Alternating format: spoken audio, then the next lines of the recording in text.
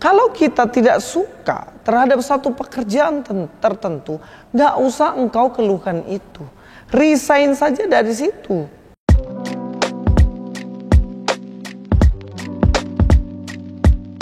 Shalom Bapak Ibu yang terkasih dalam nama Tuhan Yesus. Hari ini kita akan membahas tentang tidak mengeluh.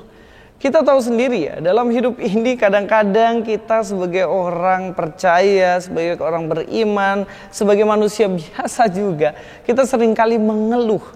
Mengeluh banyak hal, mengeluh mengenai pekerjaan kita, mengeluh mengenai keluarga kita, mengeluh mengenai anak-anak kita, mengeluh mengenai tanggung jawab kita, bahkan mengeluh tentang tubuh kita. Kadang-kadang, aduh kenapa rambut saya udah mulai botak, kenapa kok hidung saya ini gak mancung, kenapa telinga saya ini lebar, dan masih banyak lagi. Terutama mengenai berat badan, kenapa buncit saya makin tinggi, kenapa saya ini gak kurus-kurus, gak langsing-langsing. Semua serba kita keluhkan.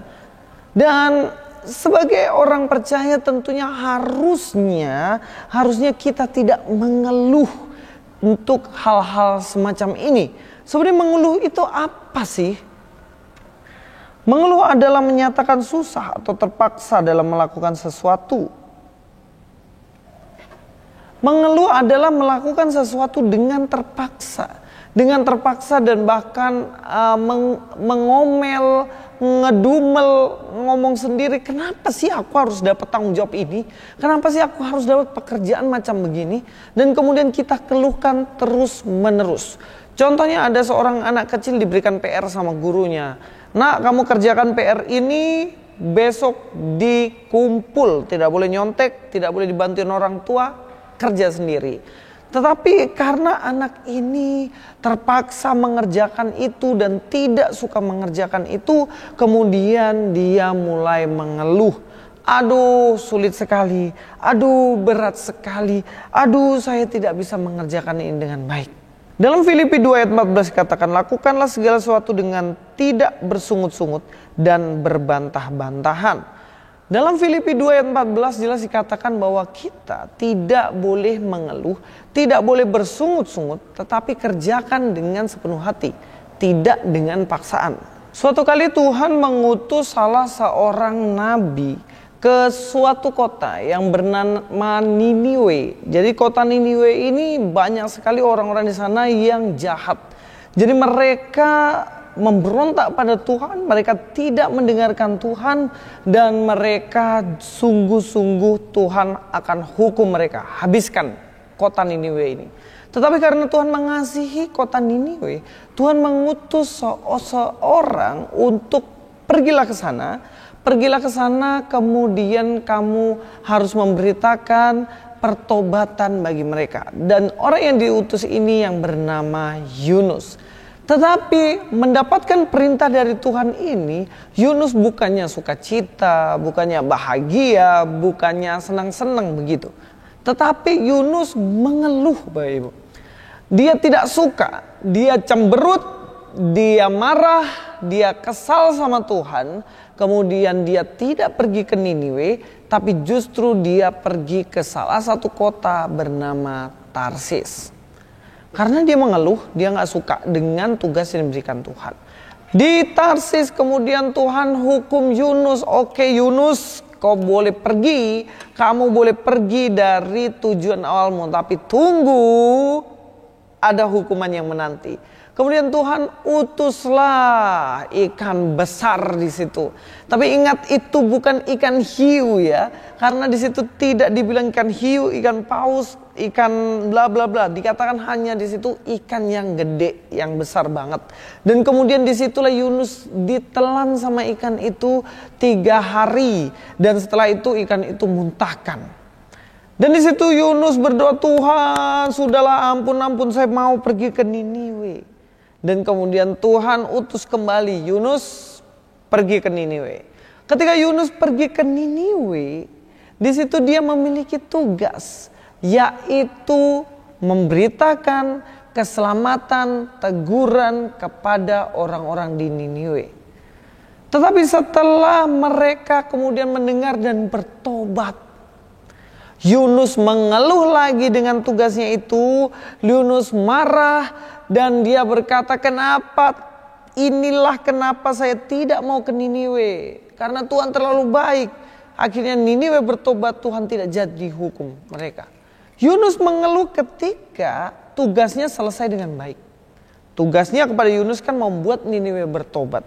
Niniwe bertobat bukan Yunusnya bahagia, bukan gembira, tetapi justru dia cemberut, dia mengeluh. Dia marah-marah sama Tuhan. Kemudian Yunus pergi ke satu tempat, di situ ada pohon jarak. Saking panasnya pohon jarak ini kemudian bisa menjadi tempat berteduh bagi Yunus. Yunus duduk-duduk di bawahnya, dia berteduh dan dia senang sekali. Dia santai-santai di situ, dia menikmati waktu itu karena teduh sekali. Tetapi tiba-tiba datanglah ulat makan pohon jarak ini. Dan ketika dimakan pohon jaraknya, kemudian pohon ini mati. Dan ketika pohon ini mati, apa yang terjadi? Yunus ngomel-ngomel lagi. Yunus mengeluh lagi. Dia marah-marah sama Tuhan. Tuhan, kenapa sih? Aku kan sayang sekali sama pohon ini. Ini bisa membuat saya santai, rileks. Tapi kenapa Tuhan justru matikan pohon ini? Yunus protes. Yunus kehilangan bahagia karena mengeluh. Tugasnya berhasil dilaksanakan, tetapi dia mengeluh. Bahkan sampai akhir kitab kalau kita lihat, di situ Yunus tetap mengeluh sampai selesai. Bapak Ibu, sikap Yunus yang suka mengeluh itu hanya membuat dia tidak bahagia walaupun pekerjaannya selesai. Jadi keluhan-keluhan yang kita lakukan terhadap anak kita, terhadap pekerjaan kita, terhadap suami kita, terhadap istri kita, semua keluhan-keluhan itu hanya membuat kita sebenarnya tidak happy, tidak bahagia. Walaupun sebenarnya tugas kita selesai, walaupun sebenarnya keluarga kita aman-aman aja. Tapi karena kita gak bersyukur, kita mengeluh tentang segala hal, itu membuat kita tidak bahagia. Waktu saya searching dalam internet, saya menemukan satu quotes ya, atau tulisan lah semacam itu yang sangat menarik sekali. Saya akan membacakannya. Dikatakan di situ, kalau kamu tidak suka pekerjaanmu, jangan ngeluh. Segera resign. Kalau tidak berani resign, maka cintai pekerjaanmu. Jangan meludah di sumur sendiri yang padahal kamu minum air darinya. Tulisan ini seharusnya mengoreksi kita juga. Kalau kita tidak suka terhadap satu pekerjaan tertentu, gak usah engkau keluhkan itu. Resign saja dari situ. Tapi kalau gak berani resign, ya jangan ngeluh. Tetapi cintailah pekerjaanmu itu. Jangan sampai kita minum dari air bekas kita ludah-ludah. Kita gak suka, kita keluhkan terus-menerus bos kita, pekerjaan kita dan banyak hal lainnya. Tetapi di situ tetap aja kita cari uang dan makan di situ. Ini menegur kita dalam pekerjaan. Gak perlu ngeluh. Cintai pekerjaan kita itu. Dalam segala hal, tentunya Tuhan mengingatkan kembali kepada kita untuk kita tidak mengeluh. Mari semangat hari ini, semangat pagi dalam bekerja dan melakukan segala sesuatu. Biarlah kita terus-menerus berserah kepada Tuhan, mengikuti apa yang menjadi kehendak Tuhan dan bekerja semaksimal mungkin. Tuhan Yesus memberkati. Sampai ketemu selanjutnya.